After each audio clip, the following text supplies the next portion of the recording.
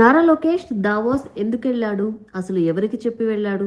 Lokesh Davos పర్యటన flight ఖర్చులు ఎవరిచ్చారు అంటూ వైసీపీ నేతలు కోడిగుడ్డు మీద ఈకలు పీకుతూ ఉంటారు.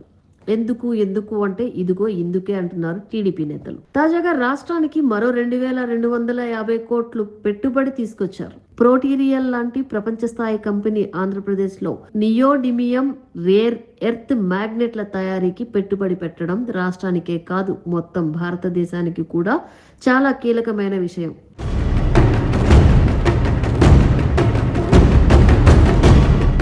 నియోడిమియం మ్యాగ్నెట్లు ప్రపంచంలోనే అత్యంత శక్తివంతమైన శాశ్వత మ్యాగ్నెట్లు. ఇవి లేకుండా ఎలక్ట్రిక్ వాహనాలు, విండ్ టర్బైన్లు, డ్రోన్లు, robotics, high and electronics, industrial మోటార్లు, సెమీ కండక్టర్ తయారీ యంత్రాలు, అలాగే రక్షణ రంగంలోని క్షిపణులు, రాడార్ వ్యవస్థలు, యుద్ధ విమానాలు వంటి ఆధునిక సాంకేతిక పరికరాల తయారీ దాదాపు అసాధ్యం.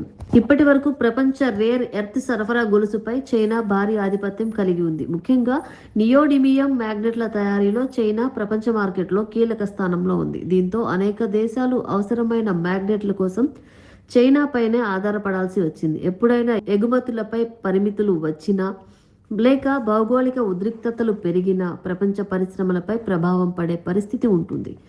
అలాంటి సమయంలో ఆంధ్రప్రదేశ్లో ప్రొటీరియల్ పెట్టుబడి రావడం చాలా వ్యూహాత్మకమైన ముందడుగు. దీనివల్ల భారతదేశంలోనే అధునాతన మ్యాగ్నెట్ల తయారీ సామర్థ్యం పెరుగుతుంది.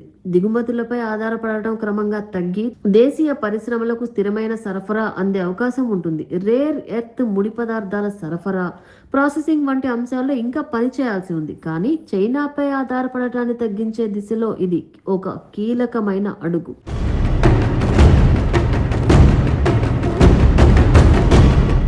ఆంధ్రప్రదేశ్కు ఈ పెట్టుబడి వల్ల వేలాది ప్రత్యక్ష పరోక్ష ఉద్యోగాలు, అధునాతన తయారీ పరిశ్రమలు, స్థానిక సరఫరా గొలుసు అభివృద్ధి, కొత్త అనుబంధ పరిశ్రమలు ఏర్పడే అవకాశం ఉంది. భవిష్యత్తులో ఎలక్ట్రిక్ వాహనాలు, బ్యాటరీలు, ఎలక్ట్రానిక్స్, ఏరోస్పేస్, డిఫెన్స్ తయారీ సంస్థలను ఆకర్షించే కేంద్రంగా రాష్ట్రం ఎదిగే అవకాశాలు పెరుగుతాయి.